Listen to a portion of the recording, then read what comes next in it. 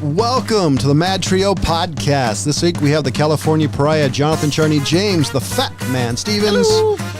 and Ryan something Preston. All right. Went with the witty answer this time. I know. Yeah. Showing off. I was being George Costanza this round. I mean, you only reset the thing twice. So you know what the most interesting thing I've read, and I say that all the time, but this one was fascinating. I'll just read straight off the Slash Film article. The Matrix seemed like a franchise tailor-made for Jet Li. The Wachowskis' mind-bending sci-fi series began in '99, featured the brooding heroes, all black with coats, insane martial arts skills, all elements that Lee had down pat. What? So hold on. Hold on. And the Chinese action star was actually offered a part as Seraph in The Matrix Reloaded and The Matrix Revolutions, only to turn it down.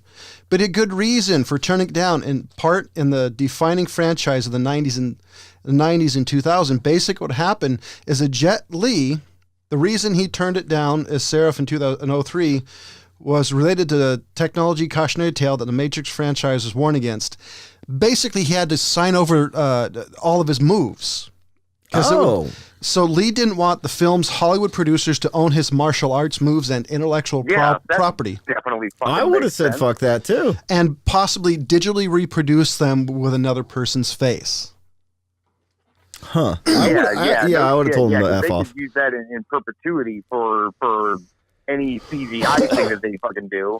Well, but wait a minute. Pre-done mocap. I don't think I have IMDb on this device. See that?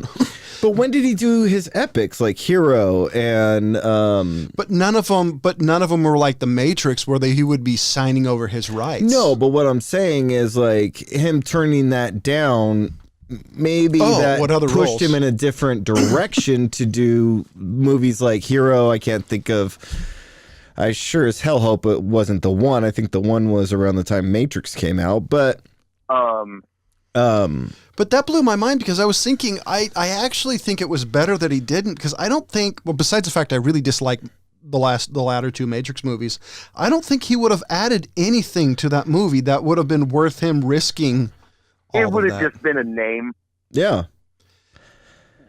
Yeah, no, totally.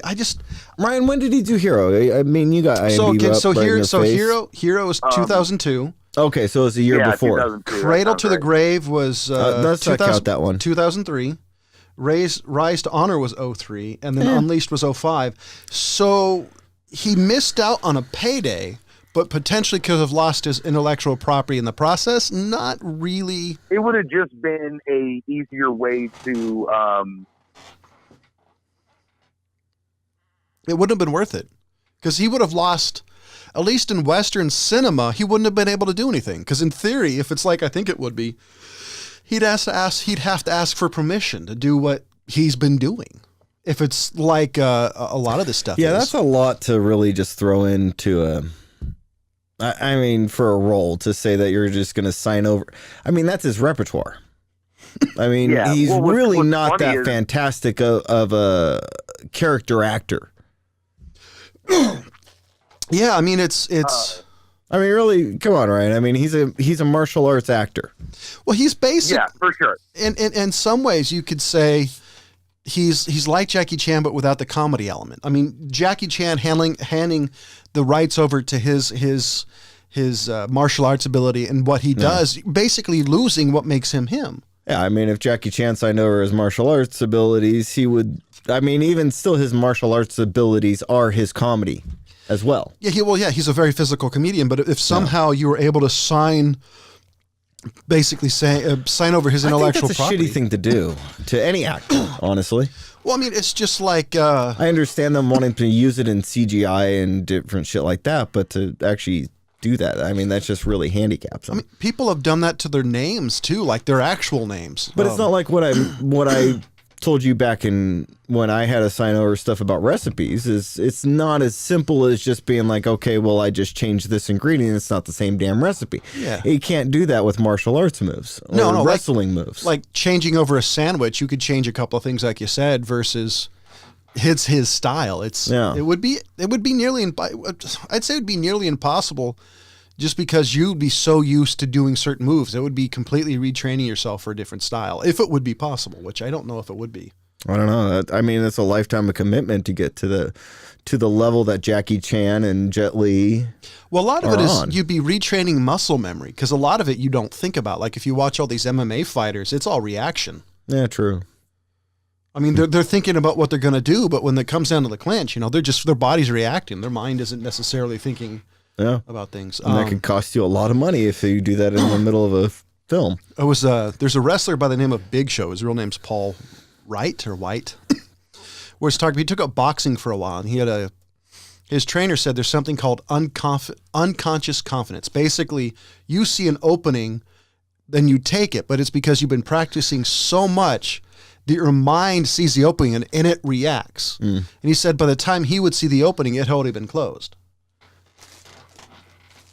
Which is something that always kind of blew my mind. Oh, that's true. I just was really surprised that that's what they would ask for. I sure as hell would not want to fight the Big Show in any boxing match. I kind of miss the Wachowskis. I wasn't a big fan of the last two Matrix movies, but I do miss their sensibility of things. Am I the only one that defends those fucking movies? No, I've backed you up on it a few times, but I just don't think there were... My problem is I don't think they were as good. I understand the reason for some scenes that I dislike. I just thought they were rushed. I always thought... Oh, no, I just thought it was... They did the first one pretty much at the perfect time because everything they needed to do was pretty much available to them. They rushed them in as much as they couldn't wait 10 years to come out with the shit when the... when the... Great job defending it. Technology had caught up. Ah, I gotcha. Oh, yeah. I don't actually disagree. I just think if they had been a little bit more patient, I think it would have been better. I think it's a difference between having instant coffee and a good cup of coffee is if you let it percolate a little bit. And I just don't think that was there. I would say... For some of it. Some of it was really good. Other parts of the second and third one I thought were piss poor. The first one was well-timed. 100%. The second one, I think it was... I would say that one is the one that you could see the major rush job on because of certain scenes, mostly the one where they had Neo fighting all the Mr. Smiths. That one aged terribly. And even at the time, it was not very good CGI to begin with. Yeah, at the time, it was like, you're doing this a little early. That was the feeling to me. So like, okay, this was but I get what they're going for. Yeah. To me, it's like watching a cartoon. In as much as I get what you're trying to do, and this is the tool you have to do it. You have a pen, so you draw your art and you get your point across. To me, they got their point across, and the movie holds up simply on concept alone. I would agree with you on that. I would say not to cut you off. You which were I just totally did. cutting me off.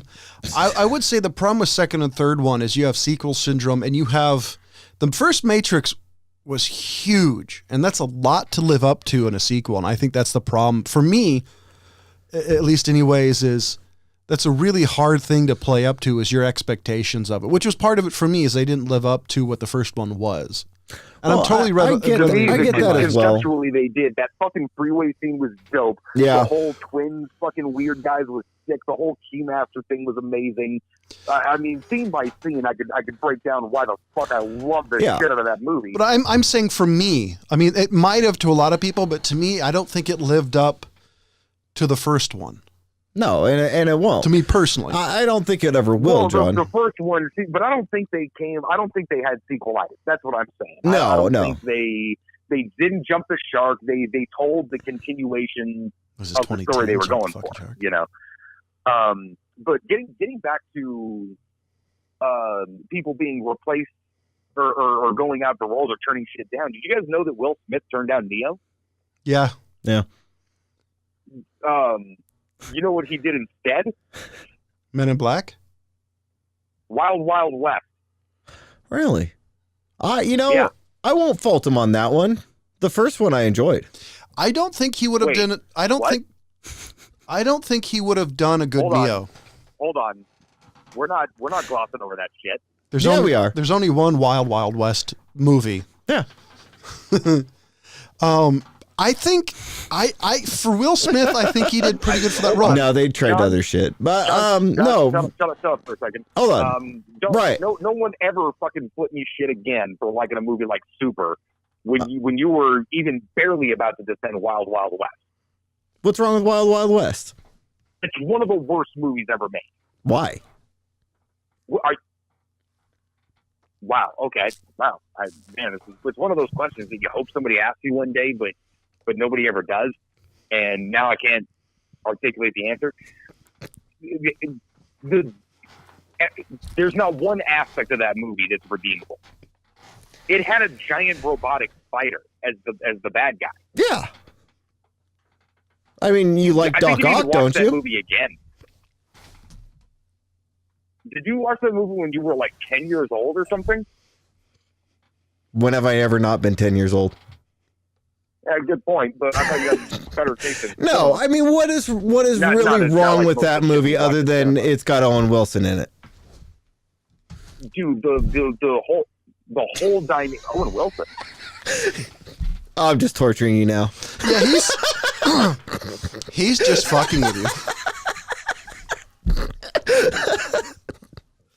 Some of the concepts of that movie I really actually liked. Oh my god! What, Wild Wild West? Yeah, no, there were. I loved. So here's the thing: I hate comedies generally, but this was kind of the right stupid comedy. This was, for me, this is all the stupid comedies. This is really kind of the itch I like. This was something that didn't take itself too seriously. This is when Will Smith wasn't didn't take itself seriously enough. Which is why I liked it. Okay. Because honestly, hold on, time out. Have any of you guys seen the TV series? The actual original 60s or 70s TV series, Wild Wild West? They kind of actually matched the spirit of the TV show. They really did. Like Get Smart and Get Smart the movie? No, because they didn't match shit on those. Well, I never saw the movie Get Smart, but I saw the original movies. But no, they actually matched it pretty good for what the original TV series was. I don't know. But it was a stupid movie, and I went into it realizing it was gonna be a ridiculous, stupid movie. I mean, come on, you just saw the trailer. Will Smith did a song for it. If Will Smith did a song for your movie, it was ridiculous. Well, Men in Black was amazing, and he did a song for that. Yeah, but it was ridiculous, though. It didn't take itself to. It wasn't ridiculous like Wild Wild West was ridiculous. Oh no, don't get me wrong. It was ridiculous, but a different way. I mean, are you talking about the second one? Are we bringing the second and third one into this? Which one? I can't even really claim the first one is ridiculous. What was the second one? Movie. Was that when they had a female partner? Yeah.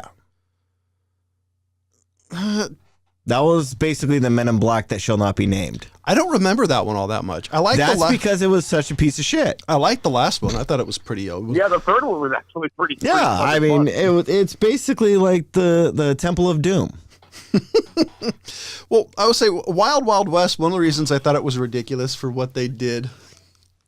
For what they did with the bad guy, I thought was hilarious. Like they. Somehow instead of having legs, they just shot like he somehow lost his torso down. Yeah, every time I see that part, I'm just like, do you understand that dude would actually literally be dead? That's one of the reasons it's hilarious. Just, I mean, how does he piss and shit? Am I the only one that thought that? No, not at all. Right. Anyways, the other thing I thought was hilarious. One would imagine he's got a colostomy bag or something. But I mean, look at the design of his freaking stupid little leg thing. And yeah, I'm not defending the movie, Ryan. I was just pissing you off. You can't defend Wild Wild West. There's Selma Hayek in that movie. You cannot defend usually Selma Hayek movie. Hey. Yeah, you never say a fucking unkind word about Selma Hayek. Dude. Too late. Dude. Come on, she was the muse in fucking Dogma. For that, I'm forever grateful. Oh God, I love Dogma. Yeah, that's a great movie. That is a straight out fantastic film. Actually, so this actually kind of jumps into what I was kind of throwing out. What I was going to bring up is, we've spent a lot of time just kind of throwing out shitty movies is just like basically without explaining them. And I wanted to put this one out there. So for me, when I throw out the movie Paycheck, now, oh my God. No, hold on. I'm going a different route with this one. Now, what movies do you guys ever think of that literally explain the entire movie for you?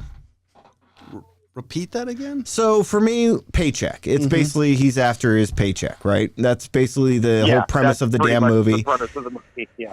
Cut out all the other shit, and that's basically what Ben Affleck was actually going for when he picked the role. He didn't give a shit about the movie. He just wanted the money.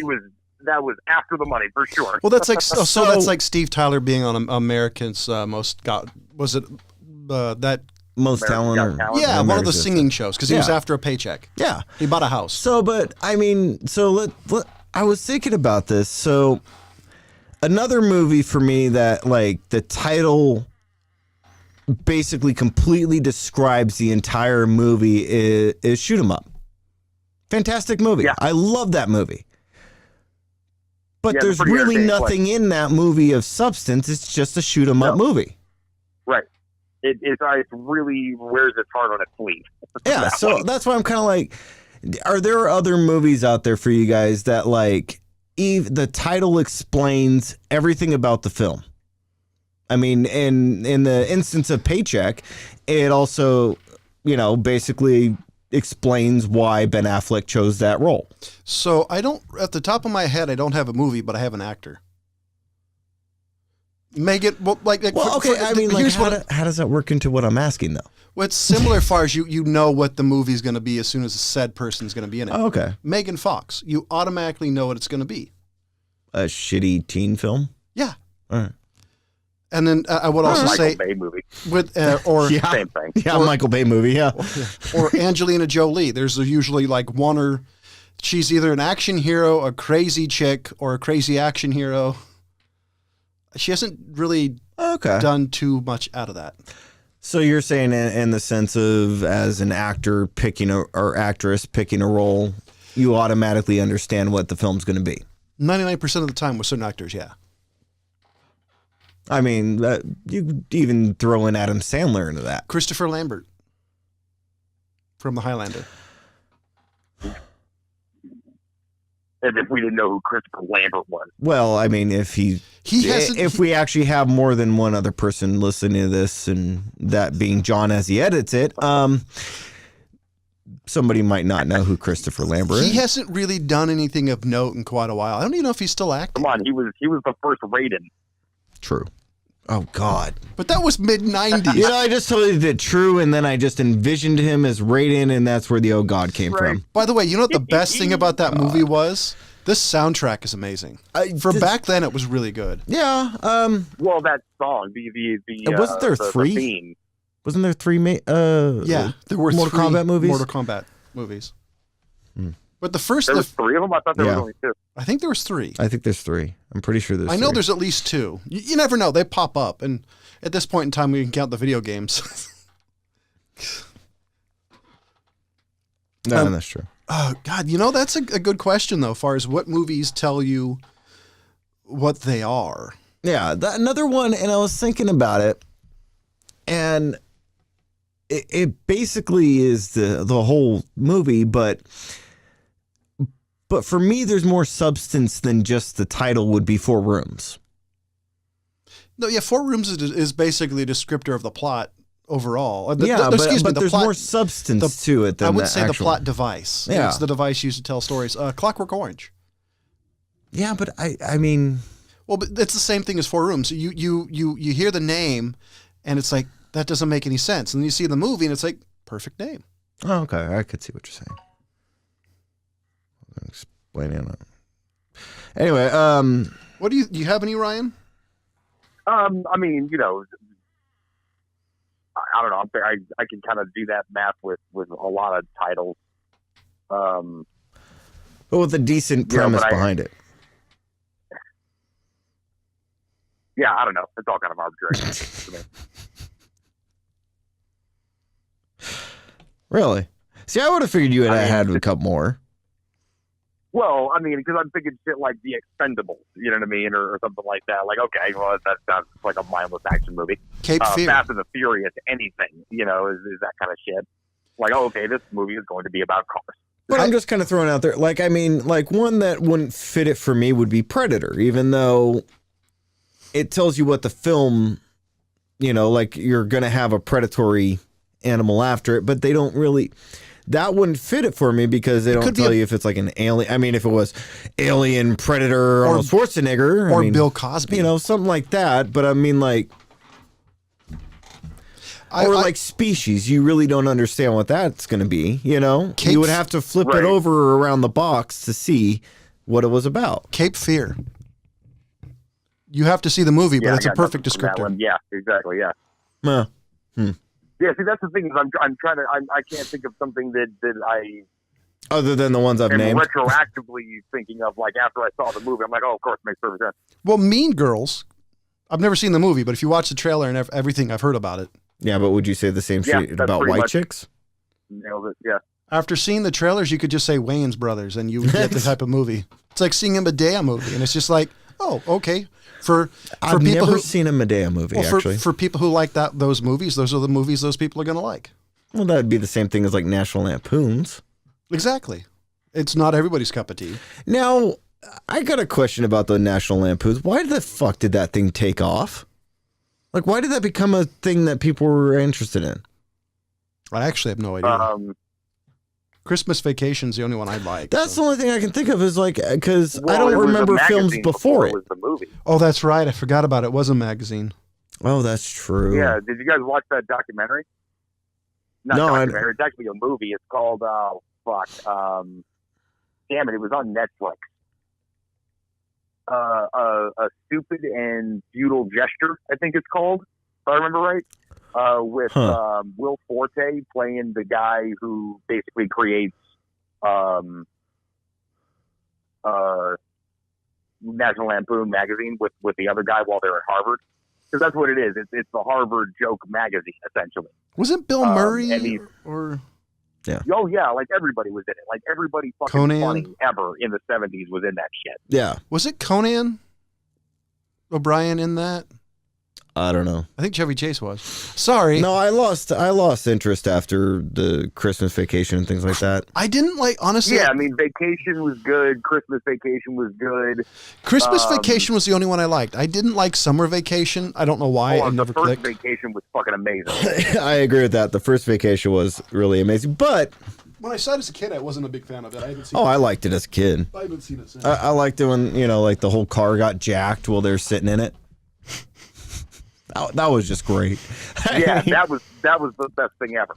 Yeah, I mean, because, I lived in Southern California at the time, so I completely understood what was going on, and they're just sitting there, their cars just getting boosted completely out from underneath them, and it was just freaking hilarious. But yeah, but when you hear the gunshot, roll them up. Yeah.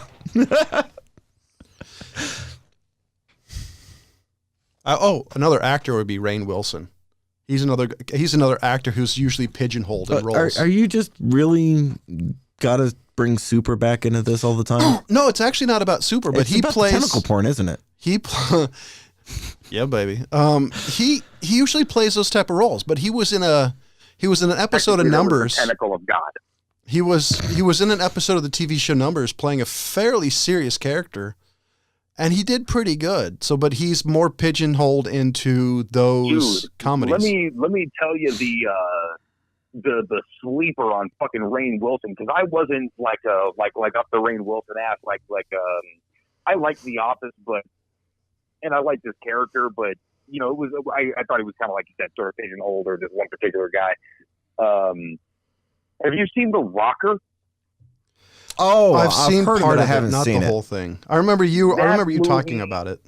It blew all my fucking expectations. Like I was thinking, okay, this is going to be just some dumb movie, about this dude who's super awkward and plays in his nephew's band or something. That movie was so endearing, it was ridiculous. But yeah, Rainn Wilson played a great character, kind of slightly against type, because he's playing like this sort of washed up rock star. But yeah, that movie was great. It's hilarious. I would love to see him in a serious role. Granted, that's probably not what gets him paid. But I would love to see like what he could do. Just because my particular predilection is I'm not a big fan of comedies, especially his more awkward comedy styles. Mm. So I'd love to see what he could do in a more serious role. Maybe. Well, Super was a serious role in a comedy. You know. Yeah, but that's true. It was funny how serious he was. I think he could do like some of like Jim Carrey's serious comedy movies. You know, you like the Truman Show, which is a very serious movie with comedy elements in it. Yeah, right. Yeah. I'd love to see or do that. What was that flick Will Ferrell did? Where the chick is writing his Stranger Than Fiction. I haven't seen that one. I'm not a Will Ferrell fan. That's a good movie. Get the fuck out of here. You're not a Will Ferrell fan? No. Who are you?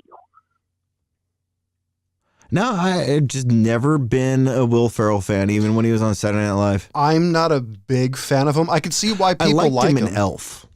I hate that movie. I like Elf. Yeah, I didn't like Elf. That's where I draw the line. My fucking coworker loves Elf. Oh, by the way, I can see why people like him. He's incredibly talented. He's just not my cup of tea. Oh man, dude, Talladega Nights. The other guys. Oh, I did like Talladega Nights as well. Step Brothers, like those movies, fucking kill me. Well, I did like Talladega Nights. And man, I really didn't think I was going to like Talladega Nights because I'm not a NASCAR fan by any stretch. It's probably why you liked it. Yeah. Damn, that movie was funny. Yeah, that's probably why you did like it. Sacha Baron Cohen calls it Formula E because he's French. I might have pissed myself fucking laughing at that. Hilarious. John has he's like, hilarious. Just doesn't give a shit. I just, I can, unlike a lot of people, I can see why these guys, make money because there is talent in what he does. Even Rainn Wilson, I think he's incredibly talented. He's not really my cup of tea. I can't begrudge anybody getting a payday because I'd do the same thing if I had the chops to do it. Yeah, no kidding. And he is a lot of people's cup of tea. That's the thing. It's and it doesn't have to be for everybody. That's the beautiful thing about art in general. Well, I would say for what he does, he's a fantastic guy on what he does. Just I don't know. It's just most of the stuff that he does as a comedian, I just don't find entertaining. Is he a comedic actor or a comedian? Because I would say those are two different things. Like Joe Rogan versus. Actor. Yeah, I was gonna say I don't see him doing stand up. He was one of those guys like I would say Jim Carrey is a comedic actor. I would say the same thing for Conan O'Brien. He's not a comedian; he's a comedic writer. I don't watch enough of him to really make thing, but I don't like Conan. I would say the same thing about Johnny Carson to some degree too. He just had an amazing sense of timing, but I don't think he would have necessarily made a good stand-up comic versus the medium he was originally in. Well, see, somebody else, I would say Adam Sandler is a comedian and a comedic actor.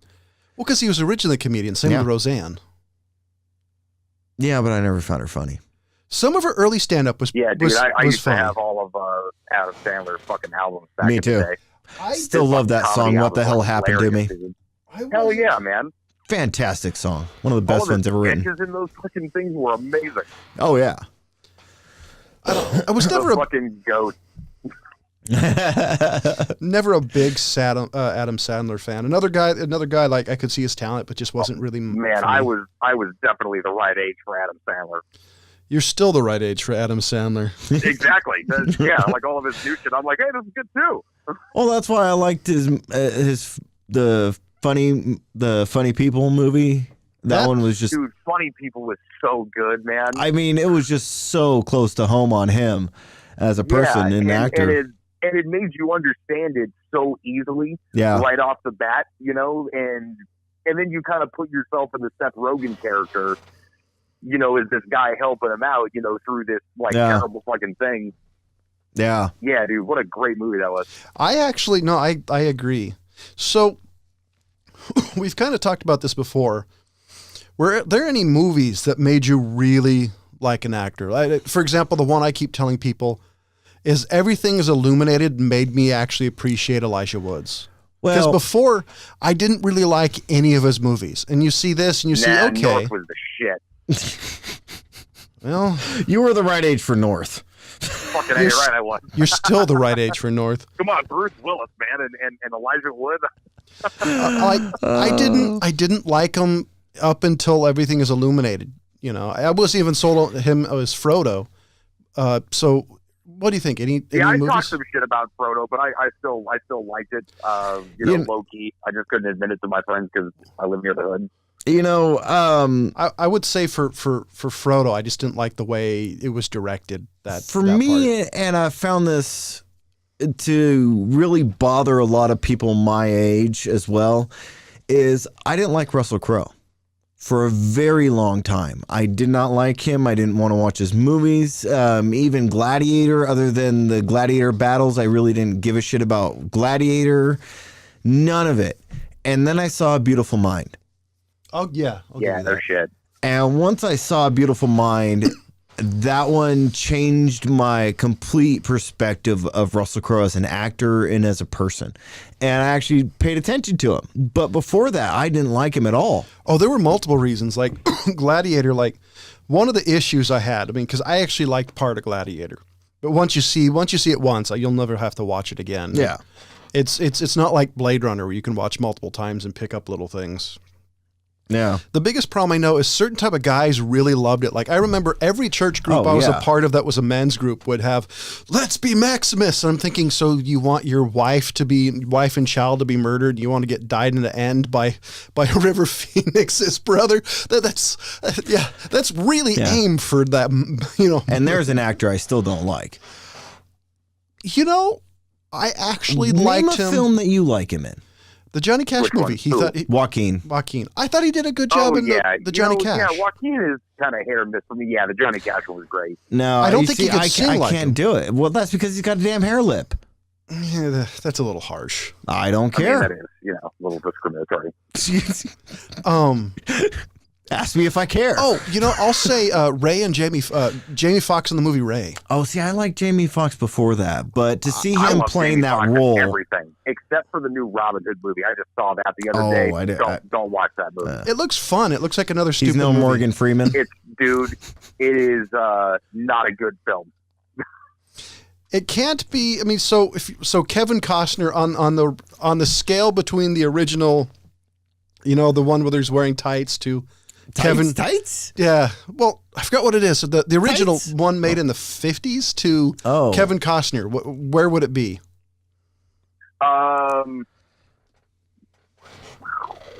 Adam West Batman? Probably somewhere in there. It's hard to explain because it's without just giving it away for anybody. That's Errol Flynn, between Errol Flynn's Robin Hood and Kevin Costner's. Because let's just say it's sad when the Kevin Costner one is the best one.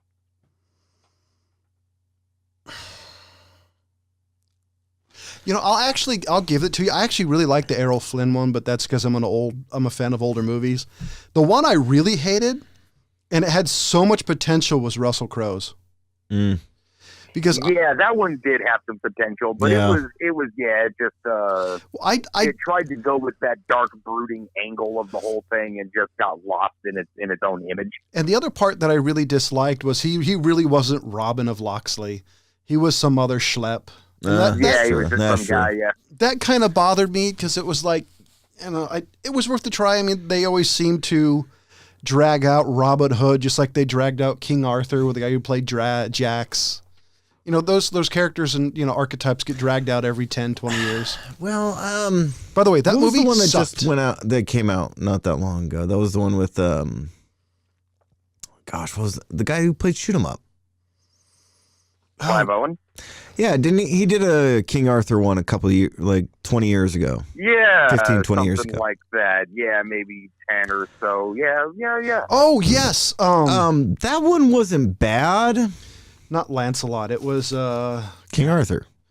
Was it called King or Arthur? One of those two. Yeah, it might have just been called Arthur or yes, because something like that. Or yes, because that's the one with Hayden's Wall. Yeah. Yes, that's the one where they had like his group of people and all of them had their specialties and shit. Yeah. So it was King Arthur. It was made in 2004.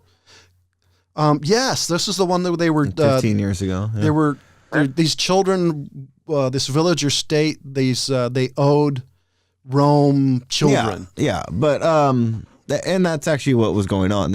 Rome was taking their children and raising them as people. So, yeah. Anyways, I'm sorry. This is the movie that got Keira Knightley really pissed off because of the American boob cover. Yeah. Well, the thing is that one had so much potential too. It really did. I thought they did pretty good with it. I think they dropped it.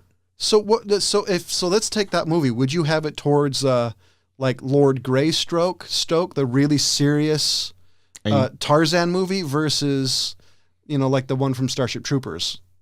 So which Tarzan or Lord Greystoke? Which way would you want it to go?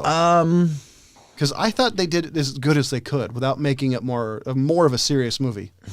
With less action, which I would have been okay with a little bit more drama in that movie. Yeah, that's what I would actually come out with. I would prefer a little bit more drama, which would be the Greystone. Thank you. Greystoke. Yeah, Greystone. I liked the new Tarzan. Thought it was pretty good. I did too. I liked Skarsgård though. It was a fun movie. Yeah. But I hope they make another one. And Margot Robbie just fucking crushes goddamn everything she does. She's she is an amazing actress. I mean, her and the Wolf of Wall Street, dude. I mean, like that chick should win Oscars for that movie. Did it not? I thought it did. Brother. Didn't it? Did she though? I think it did. I think the movie did. Anyways, I gave up on the Oscars back long time ago. Actually, A Beautiful Mind was the one that I just really was like. A Training Day over A Beautiful Mind. You got to be shitting me. Anyways, but was it Training Day? I thought it was something else. No, Training Day beat out A Beautiful Mind. If there's anybody who can hold a grudge in this podcast, it's James over a movie. So I wouldn't doubt his grudges. Yeah, don't argue with me on this one, Ryan. I know. It'll be 40 years from now, and he'll still be bitching about Training Day. Yeah, I will. And that's one. I mean, we'll both be in wheelchairs. As far as a Denzel Washington film, it was good to see him playing the bad guy. Yeah, that was a cool ass fucking movie. But A Beautiful Mind was just way better written, way better acted. Oh, hands down. Yeah, I'm kind of with you on that. So I would, it's funny, talk about Denzel Washington. The movie Taking a Felon 1, 2, 3, I think was the movie that made me like him a little bit more. But of course, but you still don't watch his movies. I watch some of his movies, but you're also playing against Travolta, who makes an amazing bad guy. But I liked that was Taking a Felon 1, 2, 3 was another one that made me like him. Face Off. Yeah, but didn't he also play a bad guy in Waterworld? Or what was it? What was the one that guy in Waterworld was what's his name? No, there was one that he came out with around the same time. Was that Battlefield Earth? Oh, Battlefield Earth. Oh, you're talking about was that the one? That was the other one that he played bad guy in, was that? The Swordfish. Oh, yeah, but Swordfish is a great movie. Yeah, Swordfish was a good one. That was the first time I remember him playing a bad guy, and you're thinking, damn, he plays a good bad guy. That was another one of those movies where they had to film hacking and make it look interesting. Yeah. So they come up with all the graphics. That always makes me laugh. Well, that one, I was in the theater, and they did the explosion of the ball bearing scene. Oh, yeah. I was the only one cheering and saying, do it again. I'm like, are you guys freaking kidding me? Like, this is a fantastic scene right there. I mean, even still to this day, that's a fantastic scene. Yeah, where the ball bearing comes rolling up and they get the reflection in it and the blood. Yes. Yeah. I mean, come on. Yeah. James and I in theaters have a tendency to get people upset because we're the only people cheering for things we're not supposed to. Fucking Trinity. Book of Eli was another one that made me like Denzel Washington. I haven't seen it since. Book of Eli was good. I don't know how it holds up today, but back when it came out, I really liked it. Yeah.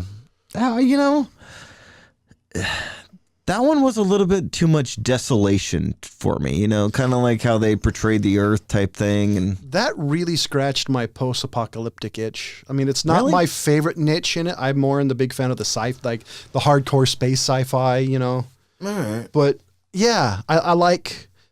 I always like. Speaking of which, I got my girlfriend into Beastar G recently. Really? Get her into what? Yeah, well, I'm slowly beating it into her, but yeah. Like, I mean, like, what's taking her so? What you better send her? You better send her a text and ask. What her doesn't she okay, like James. about it? What doesn't she? No, see, it's the fact that it's my idea. Oh. You know, she's really skeptical of the things that I tell her that she would like. Oh, okay. You have to admit she has a point there because my wife thinks Have James you been having has to the watch worst The taste in movies. Expanse? Oh, that's good. Ryan? I mean, what? Have you had her watch The Expanse? You know, we started that one actually. That's actually what got me into like, hey, let's watch Beastar. That's what I was gonna say. Is that when you went on your Beastar cheese trip? Yeah, pretty much. Yeah. All right. That kind of makes sense. One of my issues with Battlestar Galactica, and this is going to sound weird, it's too clean. Too clean. It's hard to describe. It's the cinematography. The cinematography, the sets to me are too clean for the post-apocalyptic itch. Well, if you take a look at the Book of Eli, everything it's very gritty. There's very dirty. See, I think that's what I didn't like about it. That happened a while back. Beastar G, that apocalypse happened 20 fucking minutes ago. Well, yeah, I mean, but to me, like my post-apocalyptic, I there's a certain niche I really dig. I haven't really. Well, see, here's the thing: is with my sci-fi, there's a certain niche I really dig. The reason I never really got into Star Trek is because I always perceived it as kind of that, and I was a little bit wrong, I'll admit, that sort of uber nerd, like hardcore sci-fi, everything's just like technical specs and shit. I mean, I'm not too wrong because there are like spec models of the entire ship and all the different rooms and all that shit mapped out, so people are crazy about it. But I would say with Battlestar, like when shit goes wrong, there was no computer saying, hey, this thing is broken. It was people down there with wrenches, like fixing shit. People were covered in grease, and I would say, people died. I would say also another reason why people like Battlestar Galactica more in some aspects is the fact Star Trek is a very utopian view of humanity. Battlestar Galactica is not. There's all the drama with the president, and you see all the stuff that happens. I think that's another reason why people like it. They start pulling in kind of the religious aspect of it, and this war going on still, all the subterfuge. I mean, everything was about that show was fucking amazing. It showed the frailty of mankind versus Star Trek is really, up until maybe Deep Space Nine, it was very, very humanity has gone past money. People do things to benefit themselves. I think that's why people liked it. Well, no, like Deep Space Nine. Yeah, because Deep Space Nine was... you got to see the underside of it. Maybe the Federation was this utopian, but outside of Federation, everything was more gritty, and that's why a lot of people like Deep Space Nine. At that point, I kind of tuned out a little. Really? I just got tired. I liked the actor, the captain guy. I forget his name. Benjamin Sisko. Yeah. There were three Star Trek TV shows on it, I think, at one point in time, and at that point I just got burned out. Yeah, I think Deep Space Nine, Voyager, and one other one was going on at the same time. I think Next Gen was on towards the latter part of that because maybe the first couple of episodes have Picard on there. Mm. And after that, there's only so much. I mean, it's basically like CSI Miami. After a while, you'll just like, oh. Yeah. Poor Ginger. And to be honest, there's only so many times you could watch him take off his glasses. I'd rather hear Grissom's puns. What? Oh. Every time. That was his serious moment. Was just like, it's like Clark Kent becoming Superman. Taking off. It's like, good God, at least Grissom was funny. Even still with, was it Jerry Springer? Not Jerry Springer. Jerry Seinfeld.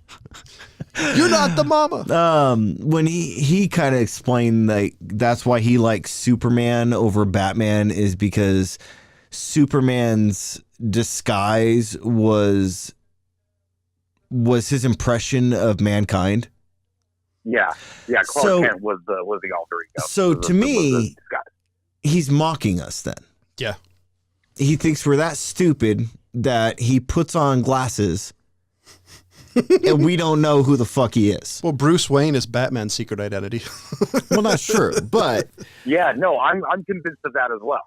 Oh, 100%. Yeah, Batman is the real person, for sure. Because I think Bruce Wayne is really... I mean, Batman / Bruce Wayne, I think Bruce Wayne's really just a giant rich asshole who likes beating people up. Bruce Wayne is an imitation of a person. Yeah. Well, yeah, it's his interpretation of what humanity is like. And that's what I liked about Nolan's Batman is Nolan's Batman brought that in. Oh, 100%. That's what Alfred basically told him is, hey, dude, you got to go out and be a philanderer and, a party person. But that's one of the things, like, I like that Nolan brought that in from the animated series, because when the Riddler trapped him in that little utopia and he's like, I gave you everything you wanted. Why couldn't you be happy? And, when he turns to Robin and goes, I don't, he basically says at that moment, he said, I don't refer to myself as Bruce Wayne in my mind. He's Batman. There's another point of that on. That's how he knew it was a falsity. There's another one on that, and it's Batman Beyond. They put this little like microphone in a bandage on Bruce Wayne. You keep hearing voices that kept saying Bruce, and he turns to Terry at the end of the TV show, and he said, "So how did you know?" It's like, I don't call myself Bruce in my mind. Yeah. And then Terry says, "Well, I'm Batman," yeah. And he said, "Tell that to my subconscious." Yeah. Yeah, dude, the Batman Beyond thing was an underrated ass fucking show. It really was. That had I love that my favorite part of that is I love the noir aspect of that, and I also loved the Art Deco of the futuristic Art Deco. What I've always loved about Batman is that's always been kind of the vibe. Oh hell yeah! I'm a big Art Deco fan. And I think especially, I don't know about the comic books, but on the TV show, it really kicked in after the early 90s Batman movies. Once, what's his name? I can't remember his name. The guy who directed the first real Batman movie, Tim Burton. Yeah. Once Tim Burton got his hands on it, Tim Burton definitely bettered the cartoon and the medium of Batman. Yeah, I agree. For sure. Yeah. Because before it was just, it was, the comic books weren't campy, but the live action stuff was pretty bad. Yeah, well, the animated series had a lot to do with all the new revamps. I mean, because people talk about those more than they ever talk about the movies. Yeah, and that's kind of what they were going for with that level of dark sensibility. Yeah, and what Hamill did with the Joker. Yeah, no shit, dude. Yeah. It's funny. I didn't find out that he was the Joker until I was in like my mid-20s. Who was the Joker? Mark Hamill. Oh, Mark Hamill. Yeah, I didn't find out until later on too. Somebody told me, I didn't fucking believe him. I'm like, no fucking way. Yeah. And then looked it up, on the internet. I don't remember. Actually, it's funny. You talk about Batman. One of my favorite Batman comic books was The Shadow of the Bat. It ran from that one. It ran from 92 to 2000. I have some of the earlier ones.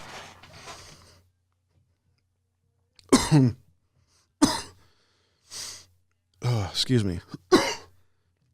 Yeah, I think the Hush, not the Hush series, the Court of Owls was is pretty much up there with some of my favorites. The Hush series was actually really good, though. Now that I'm thinking about it. There's a lot of good Batman runs out there, but fuck, man, the New 52's been killing it pretty good. Do you know what amazes me is in Batman and Superman. Superman for sure is from the Golden Age of comics. I don't know if Batman is specifically. Oh, for sure. Yeah. But but the longevity of those characters, when there's so many they're almost 100 years old. Well, when so many have come and gone, you take a look at Wonder Woman has come and gone, Power Man, Iron Man, all these comic books have gone and have basically come and gone, but the core of Batman and Superman never have. And I think that's a lot to do with mankind. I think when they made those, they really tapped into it. Superman is the utopian. You have this ultimate hero who's the defender of people for good, and you have Batman he's the moral benchmark. Yes, Superman, you know. And then you have Batman, who's the brooding hero, who's seeking vengeance. You know, he's trying to right the wrong. He's a Robin Hood-esque. Crime in the face, kind of, yeah. Yeah, he's the Robin Hood-esque character. Not so much Rob. Yeah, I mean, because it's all for basically like, I feel pain. No one else will ever feel this pain again. Not while I'm around. Yeah. And so that's the one thing that amazes me. I mean, there are 100 years plus or minus that these characters are still around. I mean, my grandfather was born in 1911, and at one point in time, you know, he saw this for the first time, and I'd be amazed if I was him seeing up into his death in the 80s. I want to say Superman was like 1933, something like that. I thought it was earlier than that. Might have been, but I think it was the 30s, though. I'm trying to see if I can... and also, might have even been later. Might have been like 38, 39. Action Comics #1, cover dated June 19th, 1938. June 1938 is the first issue of the original comic back, and it had Superman. So 38. Well, yeah. So he was a comic strip before that. Was he? Was he? Might have been Batman that I'm thinking of. Might have been Batman was a comic strip. I can't remember which one, but I know one of them was a comic strip. So I think you might be right with that one, and Batman was a comic strip. I don't know. It just fascinates me because how many characters, especially superheroes, have come and gone. Yeah, no, there's nothing almost that has stood that kind of test of time that's still so fucking relevant. You know what I mean? People like Shakespeare and things like that, but you have to read into a lot of what's going on. There's a lot of historical context involved and things like that. With Batman and Superman, those stories are so visceral to the human experience and the psyche. It's just something deep within us. I think likes those types of characters. I mean, Superman is by all accounts the Jesus story retold. I think the only other one that I can think of is the X-Men. I think the X-Men is the one I think it's good. Not nearly as old. That's from like the 70s. 60s or 70s. But the reason I say that is because it also tells a story that is very similar to a lot of people's experience, that of being prejudice. It's an ancient story, so I think it's another reason why it's going to last for perpetuity, because it's such a rich story. You have so many ways that you can manipulate that story, is because everybody at one point in time, no matter the color, race, or creed, has gone through something that they can say, hey, I experienced that. And I think the same thing with Batman and Superman. You take the core of that story of just like, hey, here's the canon, and it's kind of a basic nuts and bolts, and go from there. I mean, whatever, there's so many different interpretations, so many different artists, so many different writers that have got their hands on it and put their own spin on it. And all you got to do is keep the core. And I think some degree too Fantastic Four, but I don't think as much as the X-Men, because I'm trying to think of modern day comics, modern day saying the last 60 years, that I think will have the longevity of Batman and Superman. I think the X-Men is really the only one that I think like 60 years from now, people will still be watching besides Batman and Superman. Yeah, I think if Deadpool continues on the way it is, it could be. Maybe Punisher. Yeah, Deadpool. Punisher. You know what? I just started watching the new Punisher yesterday. Dude, I love the new season. I love it. I really like the first season, man. Like, I do too, but I like this one. I'll give you the Punisher. I don't think the Punisher is much, just because I think it's still a little niche. But I definitely think the Punisher, because there's always going to be people who like that aspect of I've been wrong, so I'm just going to fuck you up. Yeah, it hits that extra level of visceral. Yeah. That's just like, oh, I'm gonna hurt people because I feel bad. I don't think it'll ever be super in the mainstream because I still don't think it is. Not quite like the ones we mentioned, but I definitely think it'll always be there to some degree. What, Punisher? Yeah. Dude, if people are reading the type of story like that, for sure, the Frankenstein Punisher comics, it's gonna last. Well, no, I think it's gonna last, but I just don't think it's gonna Have be. Have you seen those, Ryan? What's that? The Frankenstein Punisher comics. Was there some fucking Frankenstein Punisher mashup that I wasn't aware of? Yep. It exists. Well, I think it's going to last. I just don't know. I just don't think it's ever going to be up front in the foreground as much as Batman, Superman, and the X-Men are. Because I personally think that the Batman, Superman, and X-Men, I think really touch something deep down in the experience of being a person versus the Punisher. I think to some degree, but not as much. That's where I'm at. Where else can they go? Yeah, well, it's funny is I lately did the DC universe has been coming out with a lot of the animated movies and whatnot, and they put Batman in feudal Japan, in fucking the dark universe, with like Constantine. Yeah, took him to Victorian London. Kind of like Jack the Ripper. Was it that Gaslight? Sort of shit. Yeah, the Gaslight one. So you can literally put that type of story in any context, and have them just be this force for good, and it's a story that resonates. I may be a little off base, but I think Constantine has potential to be the same thing because I think it touches the occult, which is Constantine is definitely niche. Well, no, it's niche, but I think it touches the occult niche. It's close enough to being occult and fascinating that it'll be a niche that's around for a long time. Oh yeah, no, it ain't going anywhere, but it's obviously a smaller, much smaller market. Oh yeah, it'll be smaller than Punisher by a long shot. But he's such a great story. I think he's even more interesting than the Punisher personally. I would love another reboot movie. But use the guy from the fucking TV series instead of Keanu Reeves. That guy was amazing. Yeah, I don't know. I think them picking Keanu Reeves for that was a bad choice. But here's a question, and I don't really have an answer to it. How famous was Constantine as a comic book? I don't have any reference for it if it was well known.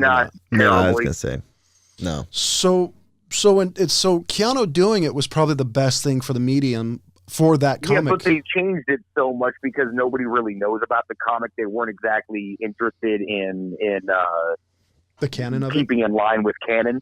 They could give a fuck. They just kind of scrapped it and sort of took the nuts and bolts that he fights demons, called it a day, made their own bullshit story. But that was kind mostly the writing and the execution. It was terrible. But that's kind of what that era did, though. I mean, they took the basics of it and basically put it around a cement mixer, turned it on, and whatever came out was the story you got. I mean, look what happened to Pearl Harbor. It was supposed to be a movie about Pearl Harbor. Instead, you got a really screwed up love story. So Hollywood's really famous for that, though. They'll call this based on true events, in which you don't realize the based on part is the name and the beaches. Yeah, right, yeah. And the location is real. Everything else is, is phonier than a $3 bill. That really was a terrible movie. What, Pearl Harbor? Yeah.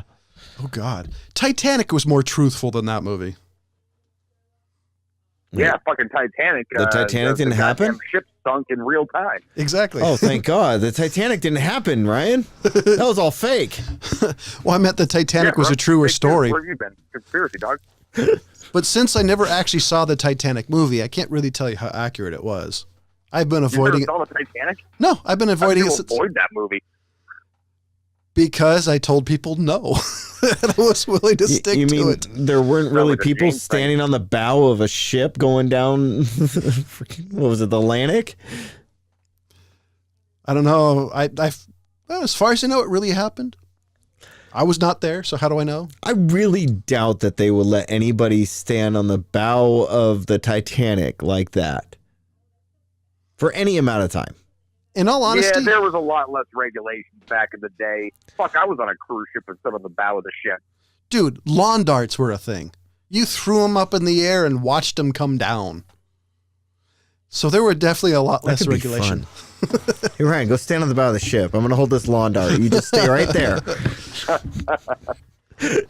Hold this apple.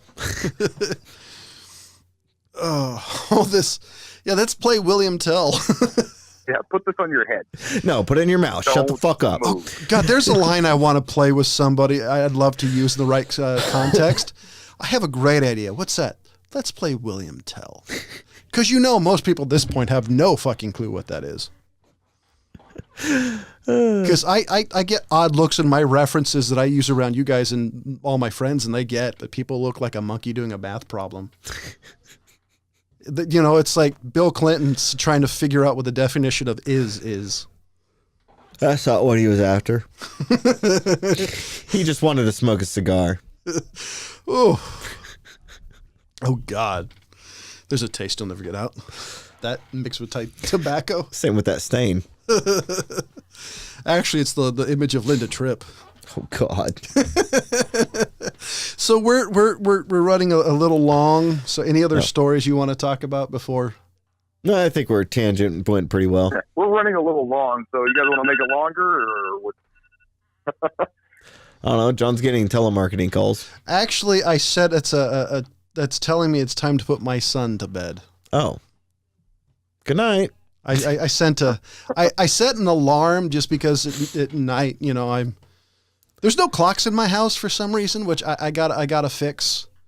As much as a clock watcher that I really am, like the reason I stopped wearing a watch when I was younger is because I used to watch Time Change. Like I would look at my wrist all the time. I'm very anal retentive when it comes to time, so now I need clocks because I never know what time it is in my house. Which is weird. Just okay, you just literally sat there staring at your wrist. Apparently, I'd be like, because it was like in class and going, is this over with? It'd be like 11:1. Come on, it's got to be 11:2. What the hell? 11:4. It's like this class is taking forever. I swear to God, I watched the clock go backwards, and then somebody said, yes, they're resetting it for the, for fall back or spring forward. It's like, well, fuck, I just gained an extra hour of school. Thanks for that. I've seen them do that, like clocks go backwards in school and shit. And it's like I haven't even dropped anything and I'm tripping there. So, ladies and gentlemen, for Jonathan Charney, James Stevens, and Ryan Preston, as always, thank you for listening. Goodbye.